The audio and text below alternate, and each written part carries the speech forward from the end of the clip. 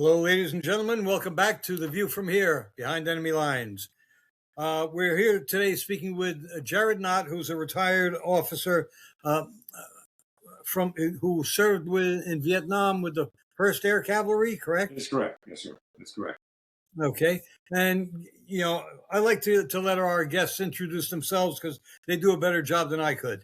Okay. So just give a brief rundown of who you are or what you are, what you've done.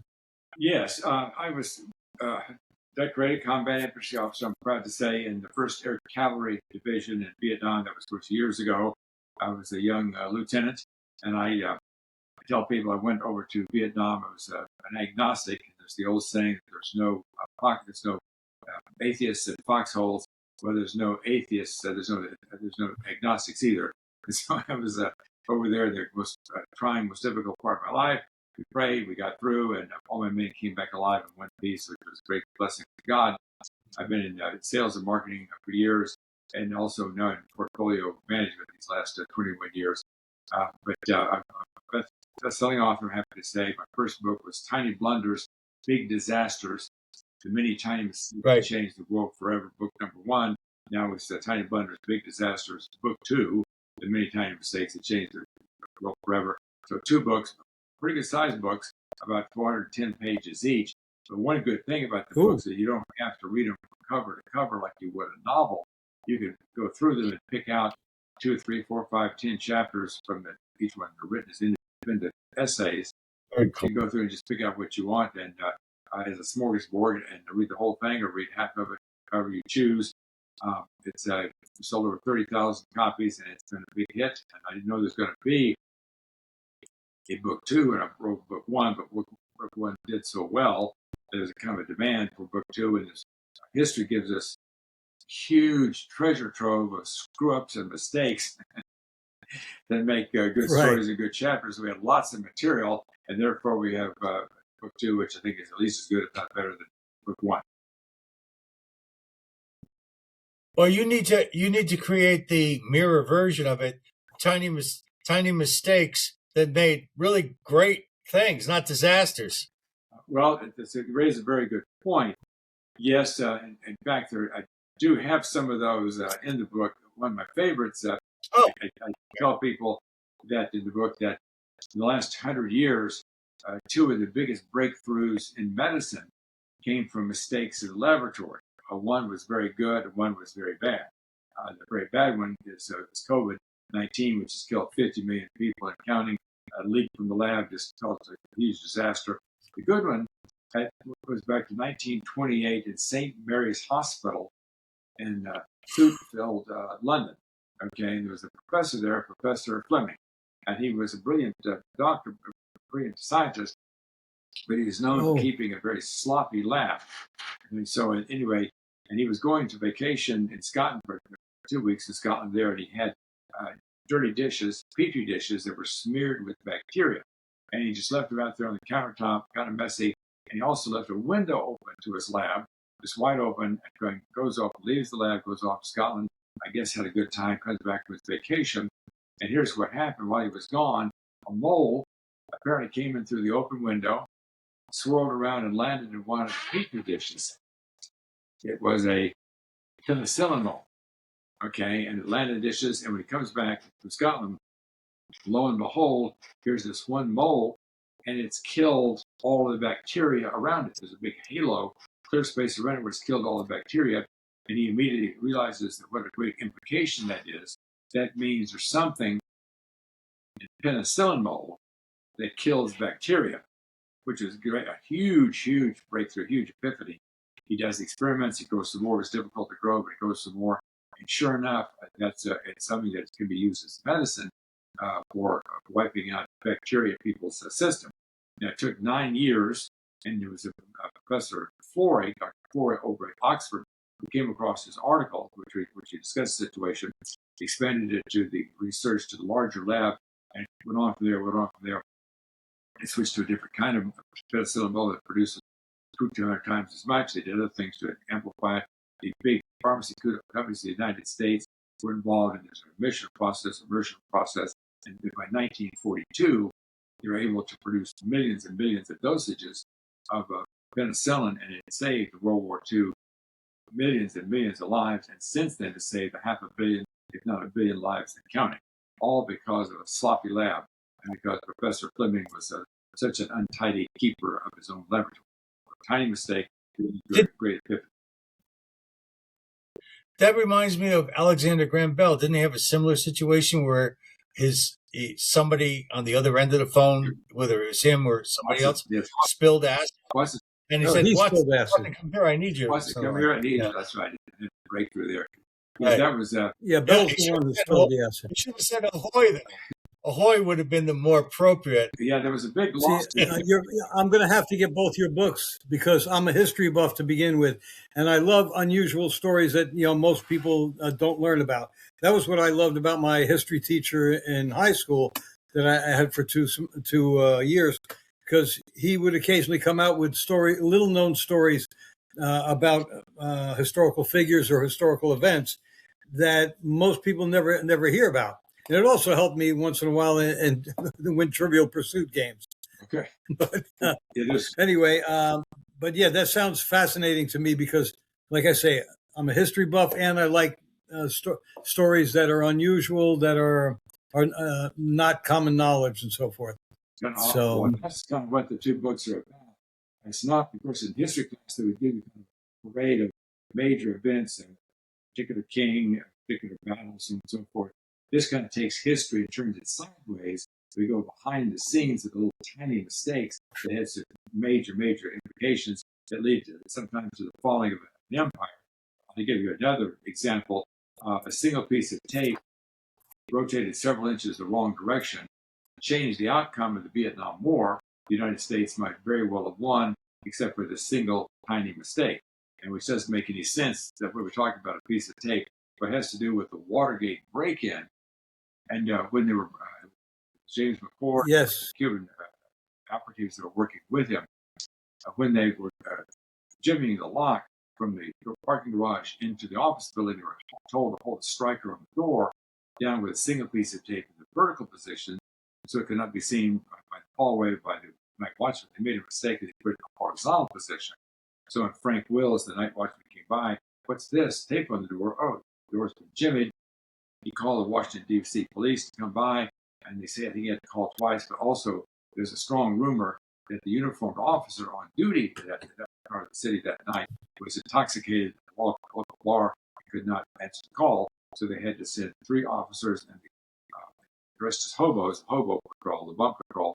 They came there in a blocky car, pulled up the Watergate complex. The lookout did not recognize them as police officers, so they come in and arrest James McCord, Cuban operatives, and the Watergate complex starts to begin and unfold one step, boom, boom, boom. Henry Kissinger was saying in an interview that they knew the North had just signed a treaty with the North Vietnamese ending the war in Vietnam, and he said that they knew the North Vietnamese were going to be violating the treaty. The plan was to go in there and bomb the living daylights out of them again to get them back in compliance. They were so weak politically because of Watergate they couldn't. So South Vietnam collapses, Nixon administration collapses. It all falls apart because of a single piece of tape rotated several inches the wrong direction and a drunk cop. All for the lack of a nail. That's right. Exactly right. A piece of tape in the right position. Right. From your first book, there was one little blurb on Amazon. It said, for example, a single document poorly designed by one single clerk in a single country changed the outcome of a presidential election and led directly to a major war. I'm curious. Yes.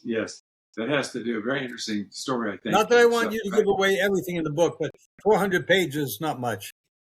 We've got lots of stories there. Yes, it's the 2000 presidential election. There's a lady down there in Palm Beach County. That's her name. Very nice lady, very intelligent lady. And she designed the ballot down there with large print for the elderly people down there so they could read it easily. And in doing so, she created what they call a butterfly ballot. It was a ballot with 2 pages, and it had, of course, a list of names down the left-hand page, the right-hand page with a series of punch holes in the center. But it was very, very confusing because Al Gore was the number 2 name on the left page, but he was the number 3 punch hole. and the number number 2 punch hole was a man on the other side was Pat Buchanan. Well, it was confusing because a lot of people thought they were voting for Al Gore, but they're punching the wrong punch hole. They're voting for Pat Buchanan. And Pat Buchanan himself said that county he got ordinarily expected to get about 150 votes based on the votes in similar counties, but he got like 3,000 or 4,000 votes. It was clear they were mistakenly voting for him instead of for Al Gore. Okay, Al Gore ended up losing the state by like 450 votes. He would have won it by 5,000 votes. He would have become president of the United States instead of George Bush.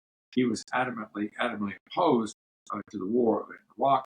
The war in Iraq would not have taken place.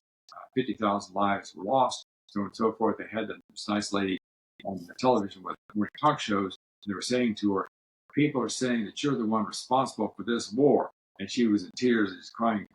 Yes, ma'am, we appreciate the fact that you're crying, but we have $3 trillion debt, national debt, 50,000 people who were dead because of that single tiny mistake. Of course, George Bush himself would have to take responsibility primarily. If it hadn't been for that one mistake, the war would not have taken place at all. So Jared, you've been talking about historic blunders, so to speak. The thing is that if we go to the present day, we have a lot of events going on, and with your military background, it might be very interesting to find out what your view is on the Iran issues, and you could even discuss the Maduro capture, because as interesting as this history is, we should pick your brain, take advantage of your expertise, and because there's a lot of air activity going on in Iraq and Iran, and I have a feeling that you've been paying very special attention to that. Yes, I think if you were to kind of find a small mistake in the whole lead up to the war, the whole situation, I'm not sure it qualifies as a small mistake or if it's just a big, fundamental, serious strategic mistake. The people we're dealing with or trying to deal with over there are absolute fanatics. They are willing to die for their cause. They're willing to kill tens of thousands of innocent people for their cause. They killed 32,000. They capture these people. They blind them. They take out their eyes. They torture them to death. Horrible, horrible things happen. Just monstrous things that are happening. And they think that when they die, they're going to go to heaven and be given a mansion with 40 virgins. So I guess they don't mind dying. They have a strange attitude. They were given many off-ramps where war could have been avoided. And Donald Trump would have loved nothing more than to find a solution to the situation without having to go to war. They were just intractable. They just refused. They just wouldn't cooperate. And I think we're forced into a box.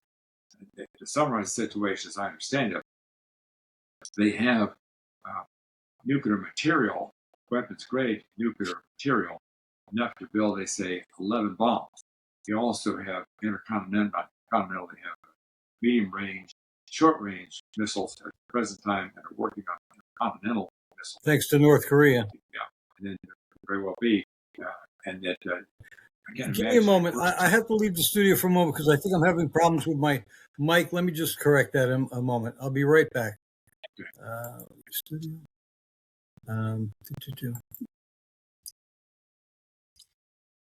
He's going to be right back. So anyway, the thing is that what madness? It's terrible. These people embrace not just violence but sadism. They it's one thing to put a bullet in the guy's head. It's another thing to chop his legs off first. Okay. Do I sound better by any chance? It's unfortunately, you sound clearer? Very familiar. Okay. Well, it's a horrible. Notice that, okay? We're good. Okay.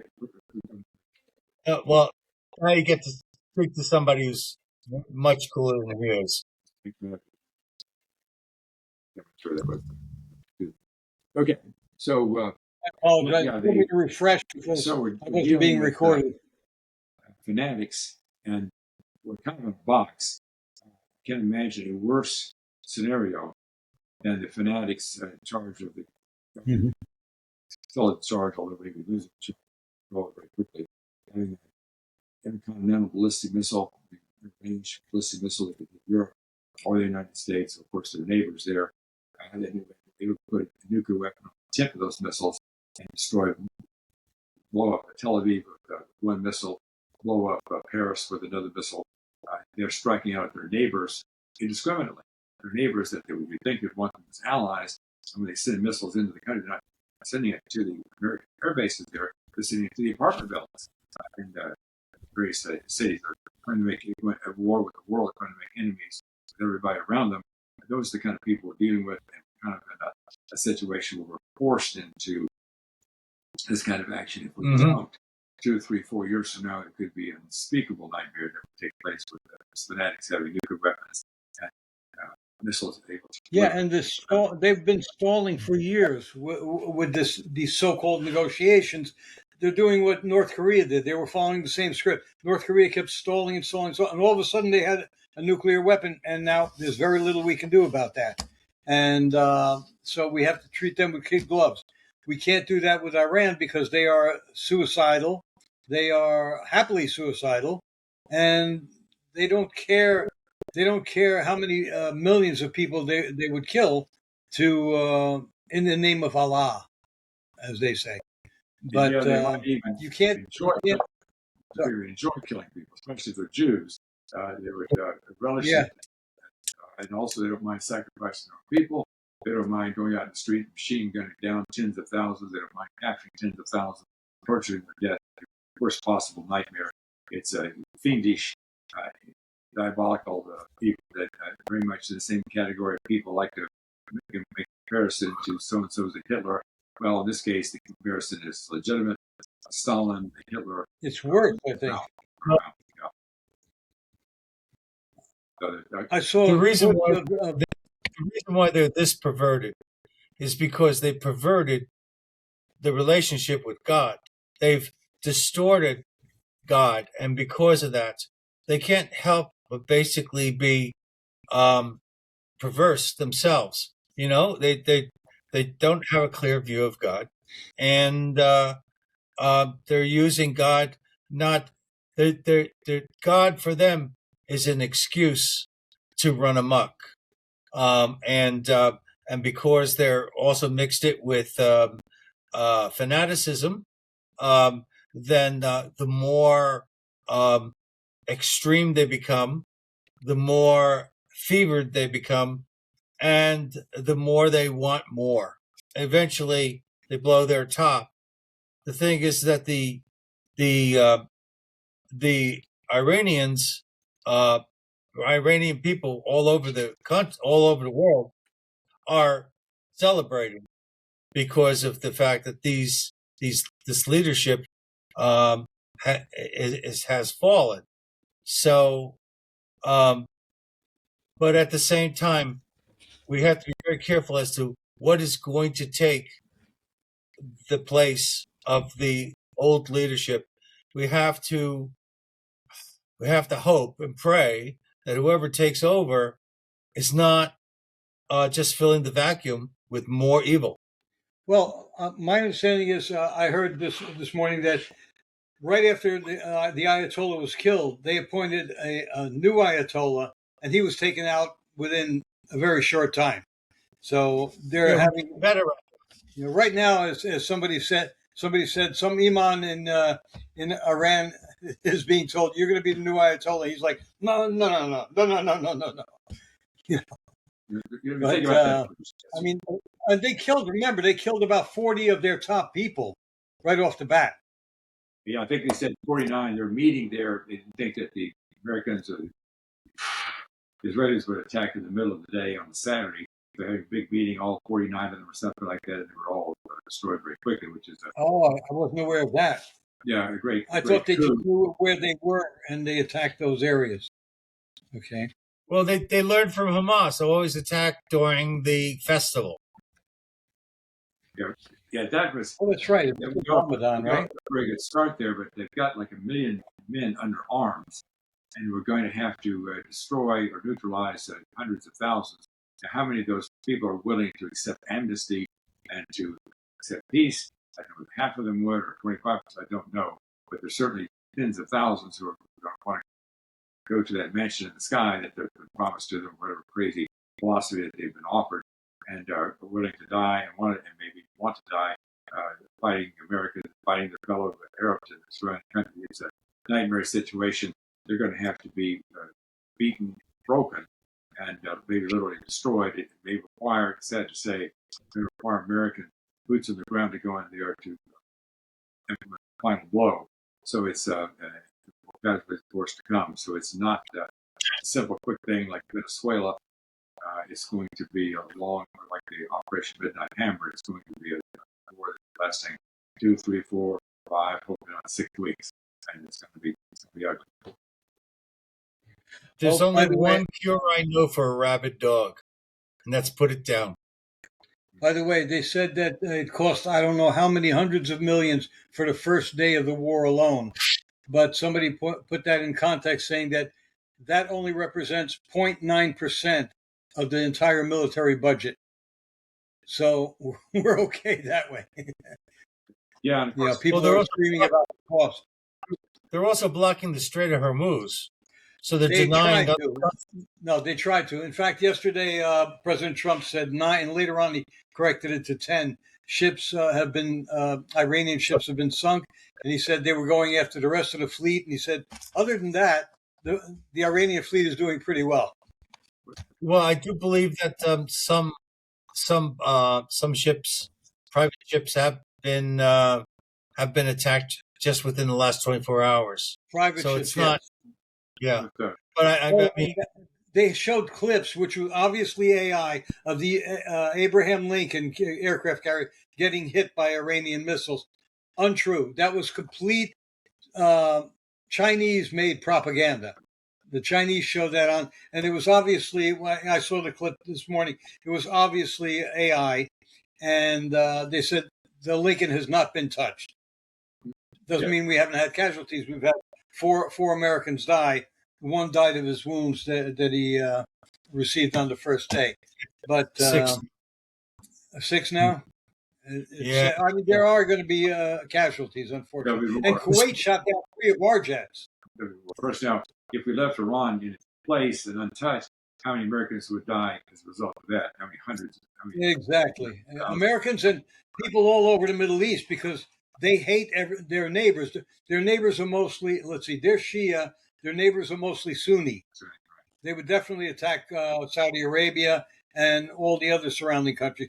In fact, Qatar declared war on them yesterday, I think, because of that strike on the hotels. And right. I think a couple of other nations are ready to jump into the war also. A couple of other Arab nations. Yes, it's because they're threatening civilians. Yeah, their behavior is so strange. You Go think ahead, they're looking for allies to support them in their cause. Well, all their allies have become enemies because they send in boxes that blow up their apartment buildings and kill their civilians. I mean, nothing will make an enemy out of a friend to invest in something like that. Right. They're just completely isolated, fanatical, and they want to go down in a ball of flame. They want to go down in a ball. They're going along with standing orders right now because their leadership has been destroyed. But they're following standard. What do they call it? Standing orders, and they're attacking all their neighbors now, which is these are not rational people. It's also been discussed that the taking of Maduro is related to this because by controlling multiple oil sources, it puts pressure on China. Yes, because China's lost its access to the Venezuelan oil, now it's lost access to the Iranian oil. Now they can still buy oil from Russia, but it's going to be more expensive. It puts them under something of a squeeze. No question about it. Trump has been brilliant about using economic pressure to end 7 wars. Thailand and Pakistan, and so on like that. He understands the importance of economic pressure, and that we put economic pressure against Iran, which is part of the reason why the revolution is taking place. They say throughout history, usually when a country falls to rebellion from within, it's because it's been a weakened country. Russia back in 1918 was greatly weakened because of the war with Germany in World War I. That's why the revolution was able to take place. Also, the French Revolution, they helped us. They had sent their fleet over there to support the American Revolution, which we appreciate very much, but put them in bankruptcy. And then, so they were not able to stand the revolution coming from within their own country. Two examples of weak governments that fell to revolution. Same thing here. If Iran were much stronger, it would be 10 times more difficult. But they're so weakened. They're out there that's weakened them. Plus, also the economic pressure of the province weakened them. So the time was right. It's not going to be easy, but the time was right to go ahead and regime change. Let's do it and get it over with. Painful it's going to be. The leftist Democrats and the anti-Trump right wing are saying that he can't do this and so forth, that Trump should never have attacked, that only Congress can declare war, which is true constitutionally. But for one thing, Congress has not used its power to declare war since World War II, one. Two, Iran declared war on us in 1979, and that war has never been declared over. So they have been at war with us all these years, 47 years, I believe. And so Trump did not go against the Constitution by attacking. He is basically defending the nation from an active aggressor who is at war with us. So I don't think Congress has grounds for an impeachment, as some of them are calling for. But there's also the War Powers Act, which allows the president 60 days to take action before having to get verification from Congress. So he can just have the War Powers Act used numerous times. So that's his argument to come up with to try to throw some mud balls at Donald Trump politically. They do not have a good foundation to stand on when they claim that he's violating the Constitution. That's not going to be an issue. Now, of course, we have the midterms coming up in November. Going to war can be very unpopular. If the war takes a bad turn, and it drags out, and it takes 6 weeks, it takes 8 weeks, casualties are worse than we thought. Other negative repercussions come out of it. It could hurt the president very much November elections. Hopefully, he's going to be able to hang on to the Senate, although it's going to be very, very tough to hang on to the House of Representatives. But that's probably one big consequence that could come out of this, and we'll just have to hope and pray for the best. That's all we can do. Yeah. Well, there's they're also bringing more soldiers, ships, etc. from we're moving them from South Korea, and I forget the other locations, but that means that wherever we felt that we needed to have strength, we're pulling from those locations, and there's concern that might create opportunities for assault upon those that remain. But the biggest problem I have here is this. Okay, nobody here in this podcast, I'm absolutely sure, and I really don't know you very well, Jared, but I know your type, so to speak. And the thing is that none of us wants to see a shooting war. None of us wants that. None of us wants to see American troops in harm's way. None of us wants that. The thing is that, am I 100% like this is the way it had to be? No. But I don't know, man. I guess I'm too much of a Trumper to not believe that he's making the right moves. And I do believe that Pete Hegseth cares about his men and women. And the thing is that I don't believe he would be frivolous. I believe he is an individual that will not play the political game. and maybe I'm just full of it. Maybe that's whatever. But I just feel like it's not so much about me understanding what's going on totally. It's that I have a certain trust in my leadership.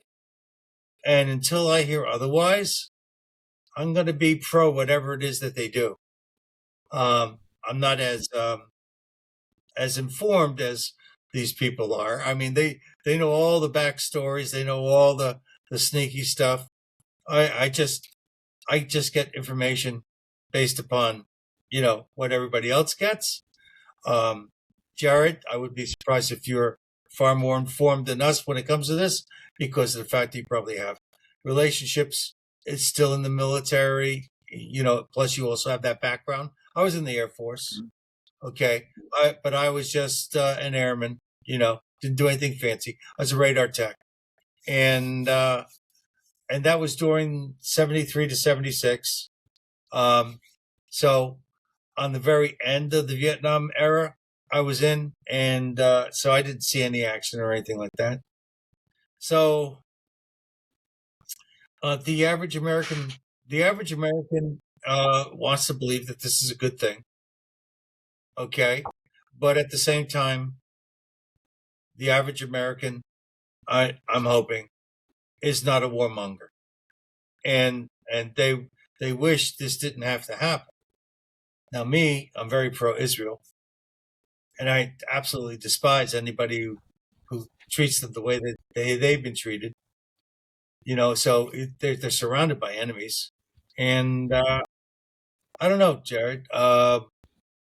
I'm gonna go all wishy-washy on you and ask you, in general, how do you feel? Is this, in other words, forget the intellect, on a feeling basis? Do you feel okay with what's going on? Well, from an emotional standpoint, I'm concerned, somewhat worried, a little bit uneasy. We have all these 6 Americans killed so far, maybe a number more still to be killed. On people in civilians in Iran themselves, maybe many of them may be dying also. So it's a bad thing. It's a bad thing politically. It's a bad thing in terms of morality. It's a bad thing in terms of what's happening to human beings. So feelings, I'm uneasy and kind of wish it weren't happening. However, from a logical standpoint, I think we don't want a country with 11 nuclear weapons, putting them on ballistic missiles, short-range missiles, assuming not ballistic missiles. It just has to be stopped. Before it's happened, it's easy to stop. It's really, so I think the best we have to march ahead, get it implemented as quickly or as thoroughly as possible. The European allies seem to be very hesitant. And the easiest thing to do is what the presidents have done these last 20, 30 years. They have just kicked the can down the road. It's a very difficult thing to also lead this great people in war. It's a terrible thing. Lead these great people in war. So they take the softer choice, the easiest choice, pacifist or appeasement choice. So it's just appeasement in the face of aggression. Just simply makes the aggression much worse. It's just fuel the flame. They see that as weakness. They don't say, "Oh, these are nice people, nice to me." That's not what they say. What they say is, "There's a weakness here that I can exploit," which is what they did with the administration. Chip into the plane and so on. So the second one, we have to go in there, we have to root them, kill them, destroy them, pull them. Yeah, and hopefully give Iran back to the Persian people. Right. Because Iran is not traditionally Muslim. I mean, it was conquered from within by, I believe, somebody said it was 8 to 10% of the population is Muslim. They're the ones who took over, and they're very radical about their ideology.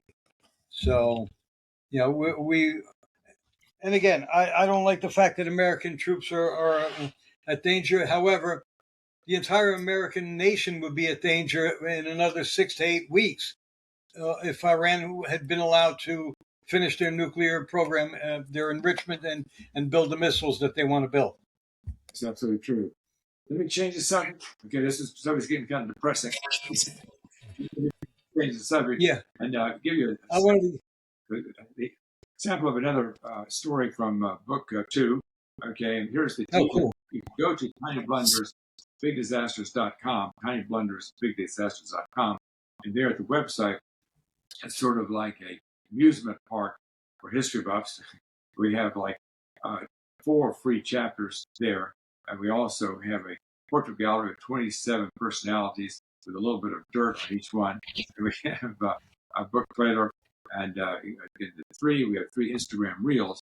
And one of the Instagram reels has this as its teaser. It's what outrageous character bought stolen horses from the Comanche Indians using counterfeit money? What could possibly go wrong?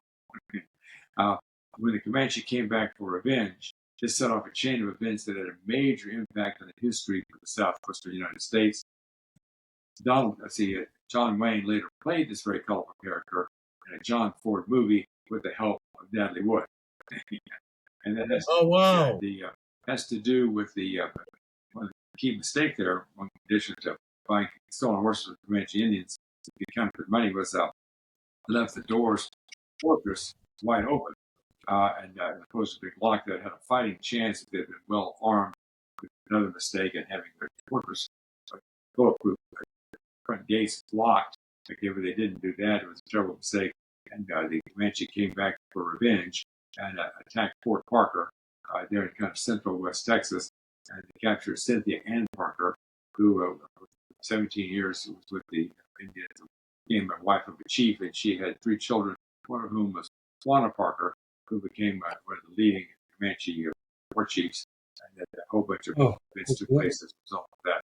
But and then her uncle James, who is a colorful character, who is an outrageous character. He's been accused of being a serial murderer. He was accused of being a fraud, outrageous individual. That's who John Wayne portrayed in the movie The Searchers, which is considered one of the best westerns. Right. Yep. Yeah. What is the website again? Because I want to put it on the in the show notes. Yes, it's tinyblundersbigdisasters.com. tinyblundersbigdisasters.com. Bigdisasters.com. Okay, I'll make sure I put that in there. And I'm going to visit it myself later. Fantastic. Oh, let's getting off the subject of what's going on now too. I mean, what's going on in the Middle East regarding the midterms. As a historian and a person who obviously analyzes what's happening and what is happening, how do you think that the Democrats' behavior at the State of the Union is going to affect the midterms, which normally, according to history, results in the president losing some seats in the Senate and Congress? Yes. How do you see that? Yeah, it was tacky and rude, counterproductive, I think, to what they're trying to accomplish. He set up several ambushes for them to expose the fact that they're on the wrong side of 80-20 issue. Yeah. Those people who think that the United States citizens should be protected ahead of illegal aliens, the Republicans all stand up and applaud, and the Democrats sit there looking foolish. I mean, it's in favor of illegal aliens being given a priority over American citizens. In fact, they're sitting there on hands, so they just look foolish in that situation, and it would just expose the fact that they're a big unpopular position. First, the border wide open. We don't know how many terrorists that have come into the country in the last 4 or 5 years with wide borders. There's one incident down in Austin. Somebody, a sympathizer, Austin, I guess it was, Hezbollah, killed several people there in Austin. We have more of those people, more of those attacks coming. People are lying in the country. Oh, you're talking about what happened yesterday, right? The shooting yesterday. Yeah, they're saying that he had a T-shirt that said "Property of Allah," and underneath that T-shirt he had some other writings so forth. But obviously, they're thinking he was part of the sleepers who came over during the Biden regime. Was he an illegal? Yeah. Is he illegal, or did he get illegally? Apparently, the talk is that he was illegal. We don't know for sure yet, but he may have been here illegally, and he may have come over during that flow of illegals that Biden and Mayorkas allowed. Well, regardless, legal or illegal, it doesn't matter. Yeah, it's no good. That's for sure. And now he's going to be the prosecutor. Going to influence the American voting public. You think it's going to? Because most people don't like voting in the midterms. Oh, it's a waste of time, and so forth, and they don't go. They're just lazy. You think it'll galvanize people into coming out and voting, and hopefully keeping, even though the Republicans, in my view, are not real Republicans, most of them, they're just cucks. Okay, they have no guts, and but still, I think it would be better to help President Trump with his current mission, shall we say, his aims, or the aims of his administration, to keep more Republicans in than Democrats. Do you think this will help what the Democrats did at the State of the Union? Unfortunately, I think that may have hurt them half a point or a point or two, something like that. Yes, but of course most people are seeing what's happening through the prism of the mainstream media. If you listen to David Muir, if you listen to others there, it's slanted heavily to the left. The credits were perfectly perpendicular. They were fair, even-handed. The Republicans have 4 to 6 more points in their favor than they currently do have. So with that in mind, I don't know. There's a lot of people out there who are anti-Trump, regardless of whatever happens.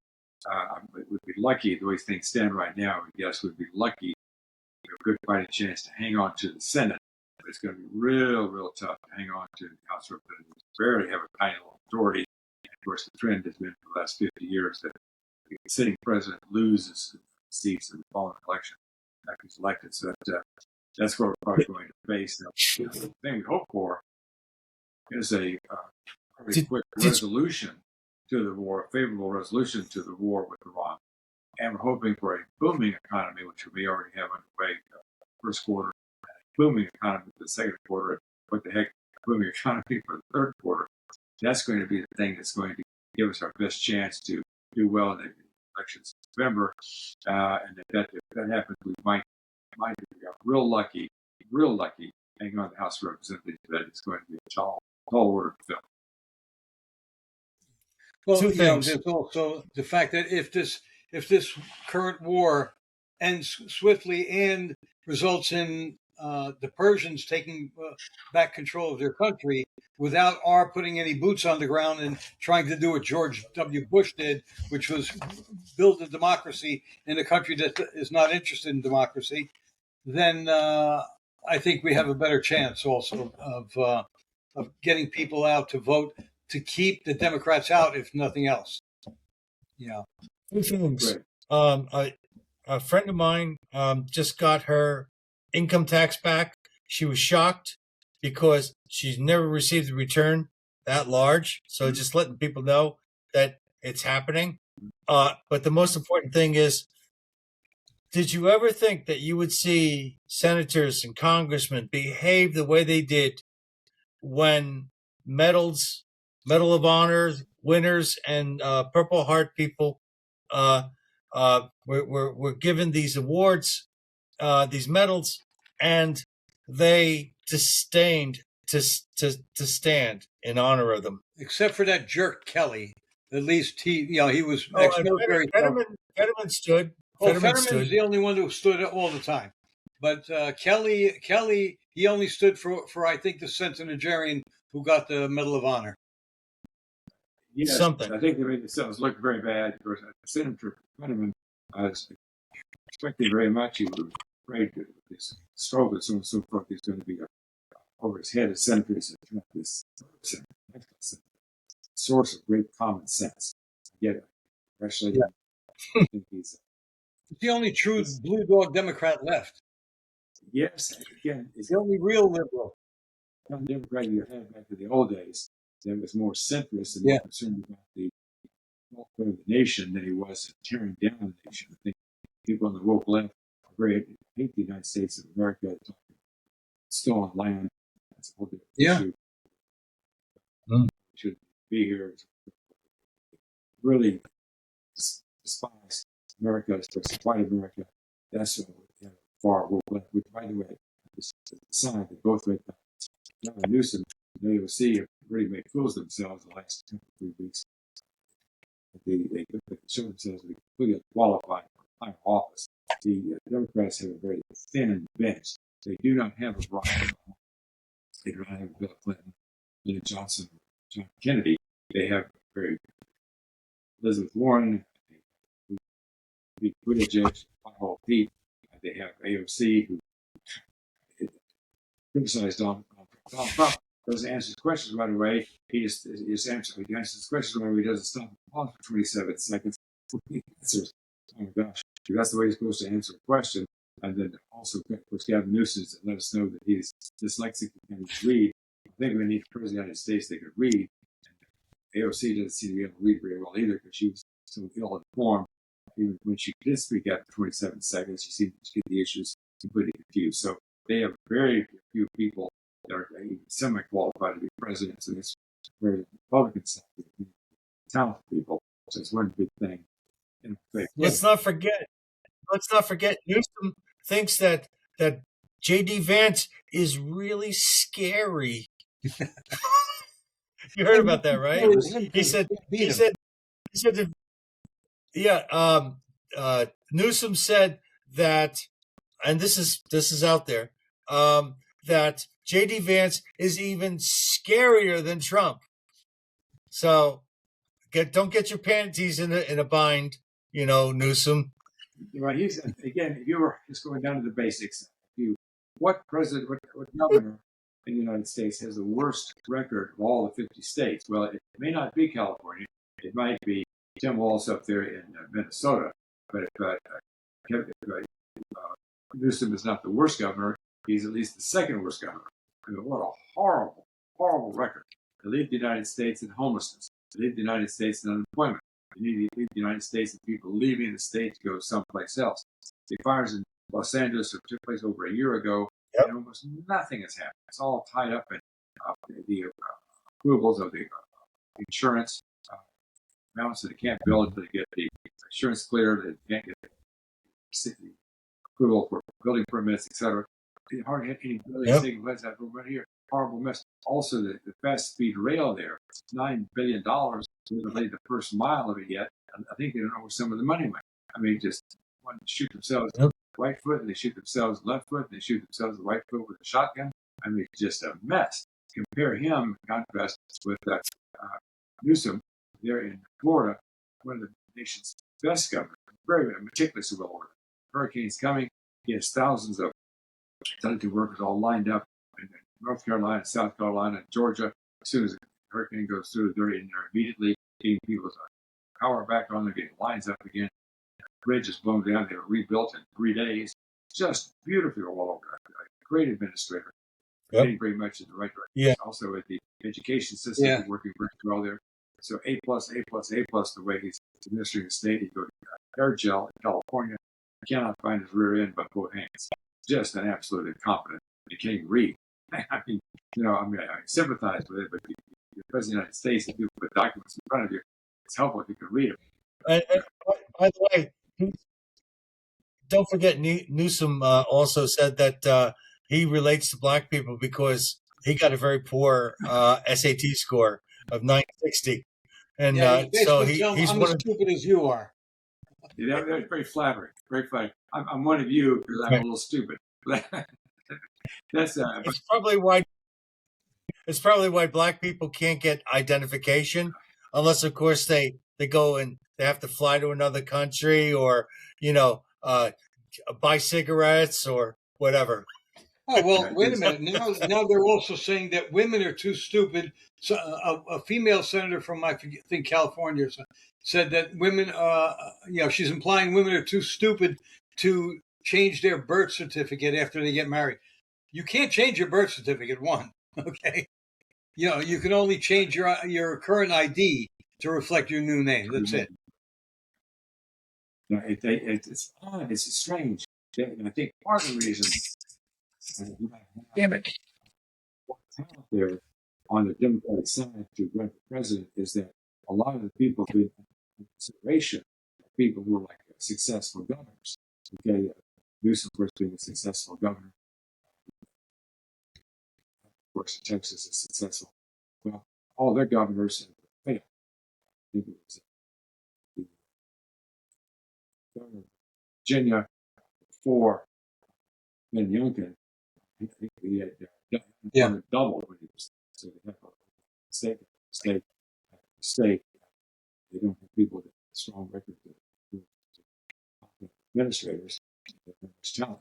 AOC, of course, gave away the Amazon headquarters there in Queens, and she refused to let it happen. She got accused of saying we're going to give $3 billion tax credit. We can't believe that $3 billion is to nurses, schools, hospitals. Wait a minute. Still, it's not that you spend $3 billion. It was instead of accepting $30 billion in taxes in 10 years, we're going to accept $27 million as incentive for that. She would say, well, we need that $3 billion for all these good projects. Well, you don't have $3 billion. You're going to get $27 billion versus zero. She chose zero, just ridiculous. Lost a lot of very high-paying jobs from Amazon to her constituents, so she didn't know what she was talking about. Thumped it all together. So she's just completely unqualified to be a representative, let alone president of the United States. So. Well, I've also heard talk that they're getting ready to wheel out one of the most horrific governors, one of the most evil governors, I'd say, in the country, Gretchen Whitmer. Mm-hmm. She would be terrible. I think she'd be even worse. I don't know who'd be worse, her or Kathy Hochul as a candidate. She did not handle the situation very well when she was being asked foreign policy questions. She said she wasn't qualified to answer them, and tried to pass it back to the ambassador there. But she flubbed that very badly. Also, it was very. Well, who was this? I'm sorry. Whitmer. Oh, Whitmer. Yeah. Okay. So that was Gretchen Whitmer. She oddly did not well read or well prepared to even answer basic policy questions. So she just named out as a president candidate. So they don't have anybody. They don't have anybody. Pete Buttigieg, has not done very well as transportation secretary. Did not do very well. Mayor. Yes. So it was it's so odd that they have such weak candidates that they put forward. Yeah, and unfortunately, too many lifelong Democrats will vote for whoever they put up, without thinking, because I hate Republicans or I hate Trump or whatever it is they hate at the moment. The Democrats do not have a platform except anti-Trump. But also Mondami there in New York, I think, has already lost a lot of support there. He gets this little class of constituents with a huge property tax increase, 9.5%. They're black, white individuals out there saying, hey, they're supposed to be improving affordability, hitting us with a gigantic real estate tax. It's not going to help, but it's going to hurt. They also reduced the police on the beat by 4,000 or 5,000. Reducing safety on the streets, raising taxes. He's going in the wrong direction. I think if he were elected today, he might not win by 51%. He might lose by 50%. I'm a very busy man. He wants to tax people's wealth. Okay, but you can't, especially people who are really wealthy, they don't know what their wealth is because it fluctuates sometimes day to day.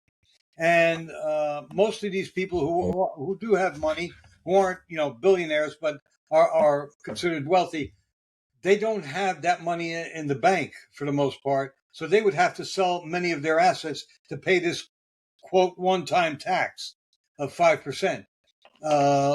And that's ridiculous because those people will just change their address. Most of those people who have money have a house down in, say, in Florida or Tennessee or California or whatever. They'll just change. Well, California, they won't do it, but they'll change their address to that other state, and live 6 months and 1 day there, and then the rest of the time they'll still keep their residence in New York. But they won't be residents. Well, I should point out there's 48,000 individuals who pay almost 50% of the taxes in New York City. So if you lost it's 10% of those, something like that, say they moved down to not just Miami, they moved to North Carolina, they moved to South Carolina, to Nashville, Tennessee, to different parts in Florida also, and they Palm Beach, they just if you can just have a majority of time down there in patients, don't have to necessarily move completely. Keep it possible place if you were 150 billion, 200 billion, if you're able to do that sort of thing properly. So also, now with the situation, people can work any place in the world. So like a computer, telephone, you can work in North Carolina, South Carolina. It's easy to get New York City. You're trying to, like 50 years ago, you're trying to the patient in the office. You can't move very well. Now it's a completely different situation. So it's easy for it already. Budget deficits. It's easy for more trouble chasing away businesses.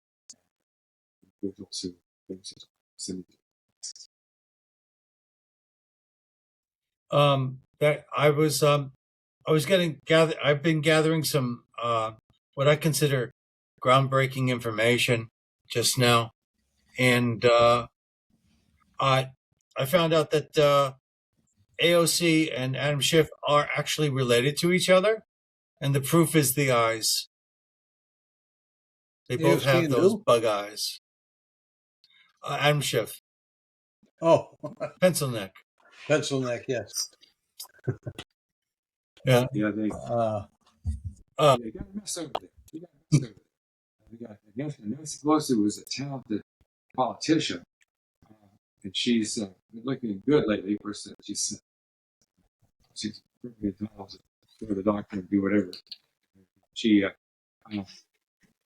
it's so strange. Must be all that adrenochrome she drinks. But one thing, not one of the subject there, but of course, it's if you and three of us had insider information, we were to the stock market and make purchases of Taiwan Semiconductor, whomever, based on insider information, and we could be charged with a crime the way Martha Stewart was, and we could end up spending 4 or 5 months in the slammer or a year or two in the slammer creating inside information. But the way the law is written, congressmen, senators can engage in insider information, and it's not against the law. So it's kind of an odd situation. And Nancy Pelosi is $200 million to make herself wealthy, making $200,000 a year as a representative for people in San Francisco. Somehow got tens of millions of dollars, hundreds of millions of dollars of wealth built up because she is so astute about making investments in the stock market. Some people might suggest she may have an extra advantage there, but again, it's not against the law. It's written. Well, it's also, the question is, are these people manipulating the outcomes just to get that increase in value? Because, like, you're having people that are responsible for the driving of this nation. Are they doing it for the nation's best outcome, or are they turning left or turning right in order to go ahead and get that extra couple of million in the bank? Yeah, because they're voting on issues that affect those companies. Right. Yes, that's right. Of course, they want to bribe a congressman. You'd say, listen, we have this business deal over here. We got a big development that's taking place. We let you get in on the ground floor, and you can make money very quickly in 2 or 3 or 4 years because you bought when the stock was first being introduced at $50 a share and jumped to $300 a share or whatever. There's all kinds of ways that you can, by allowing someone to participate in different investments to constituents, they're able to enrich themselves in a way that's unethical, not technically illegal. Unfortunately, that seemed like they come into Congress money within a few years that would But of course, Omar, who made $30 million in 1 year, she and her husband, they were very sharp business people. And of course, there was someone else that was they wanted a winery. Part of the reason they had a winery, I think the winery doesn't have any wine in it. Oh yeah, a winery. It's a very and she's Muslim. Say again. She's Muslim, but she's got a winery. Yeah, that's right. There's a lot of very shady things that are happening there. Sure are. Well, yeah, there's also, I've heard from two different sources. One was on Blunt Force Truth with Mark Young, that there is a website, I don't know what it is, that some guy puts up that he follows. I may have a unstable connection. Can you hear me? Don't know what to do. Let me see what's going on with him. Okay. We normally don't have this much trouble. Uh-oh. Something happened here. I don't know if you guys can hear me. Yep. Yeah, Mike? Jared is very unhappy with you. Yeah, I don't know what happened. It says my internet access is screwed up. Okay, so let's just cut it here. All right. Oh, okay, yeah. All right. Gotcha. Okay, bye-bye. So anyway, that seems to be the end of this particular podcast. Thank you very much, Jared, for showing up. And this is the view. This is the view from behind enemy lines. And thank you very much for this. Sorry, we have technical problems. Roy's personal internet connection failed. So we're going to have to cut it short. So that's it. So I appreciate it very much. I enjoyed it very much. You're a very well-informed gentleman. Hope the American population is as well-informed as you are. Okay. I have never done this before because Roy's always the one who's doing it. So you probably have a button that says it has a little red phone picture. Yes, I need to click on it or what? Let's see. The actual, it says leave. So I think you should both leave. 1, 2, and 3. Bye, Jared.